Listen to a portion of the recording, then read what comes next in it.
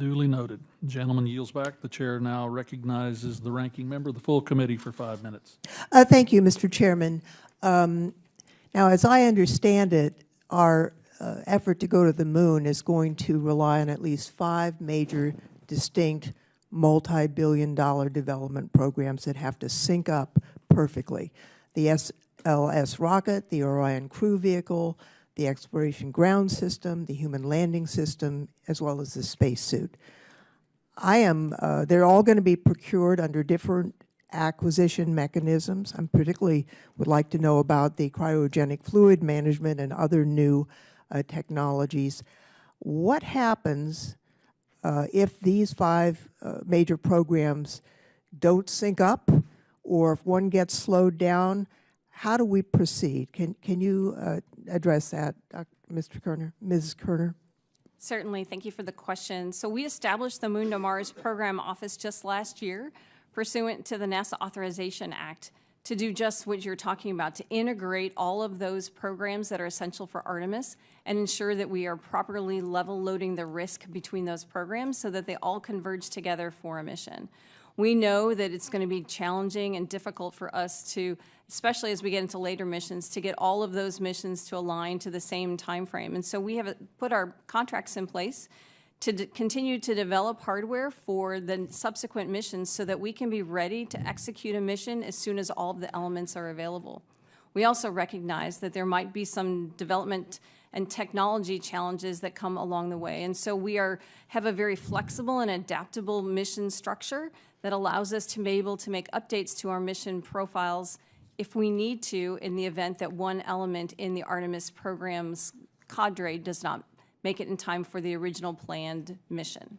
Well, just following up, if one of these elements is delayed, what happens to the whole program? So we would, depending on how long the delay is, depending on the reason for the delay, we would potentially execute a slightly modified version of that mission.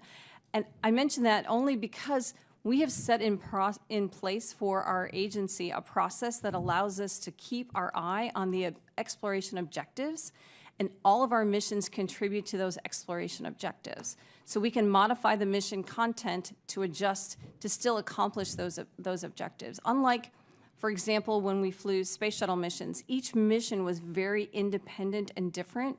With Artemis, we're building a capability, not just a launch capability, but a capability in cislunar orbit, capability on the surface of the moon over time. And as any large-scale development activity knows, when you do that, you can make adjustments for when something gets delivered late or something shows up differently. You focus then on another aspect or another objective that you're trying to achieve. Let me ask this. The IG issued a report in October of last year about the supply chain monitoring. What has NASA done to adopt those recommendations relative to the Artemis supply chain? So we certainly do appreciate our governing organizations that provide us feedback and contribute to the benefit of the program. We have looked at our supply chain and supply chain management and looked at how we can better manage that. And I'll speak again to what I mentioned previously. The Moon to Mars Program Office, that office was deliberately established so that we can connect all of what were previously disparate programs and look across the board and address some of these supply chain issues. I want to say I also saw the landing on the moon. It was a stunning thing, but I'll confess at the time I thought, how is this helping us here on Earth?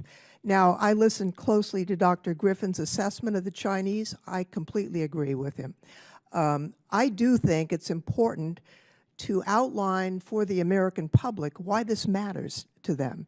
And I'm wondering, Ms. Kerner, if you can outline efforts that NASA is making to explain why this matters to America. And by the way, I concur in the chairman's comment that the administrator has huge confidence in you. So if you could answer that. Thank you. That's a little bit embarrassing, I'll admit. But I'll say one of the efforts that we have done within our agency within the last couple of years really focus on the why of exploration. And we identified 3 pillars associated with that why: science, national posture, and inspiration. Science, I think, is obvious. It's the engine that generates economic benefit wherever it goes, and in addition to inspiring the next generation of STEM, as well as teachers and those of us who look to the scientific discovery with wonder and decide that is something I want to learn more about and want to pursue. Additionally, national posture, I think we've spoken to that a little bit already with Dr. Griffin's testimony, but I'll state we believe, and our administrators spoke about it just last week, that we will be on the surface of the moon before China is. And it's our intent for that to happen. Now, there are other government agencies that can provide a much more detailed briefing that we can do in a different environment than here that can give you more insight and information about China's progress and about our progress along those lines. Let's see, I'd mentioned the two of the three pillars. The third one, inspiration. Again, you know, it's what inspired me to pursue a STEM career. It's what inspired many people in my generation and really developed that next generation that we're starting to see. And we hope to do that inspiration, not just here in the United States, but around the world. Well, I thank you very much. Just by the way, before I yield back, we had an astronaut come and meet with students in Hollister, California, just a few days ago, inspiring those young people. It's very important. I thank you, Ms. Chairman, and yield back. The gentlelady yields back, and before I turn to my next colleague for questions, I would note, since it's true confession time, yes, I was 9 years old that summer too. But in my part of rural Oklahoma, we had one television station, we only had AM radio, and this strange concept called party lines for a phone system. I remember those. You know exactly how many relatives you have based on what you've said on the phone. That said, I turn to the gentleman, Mr.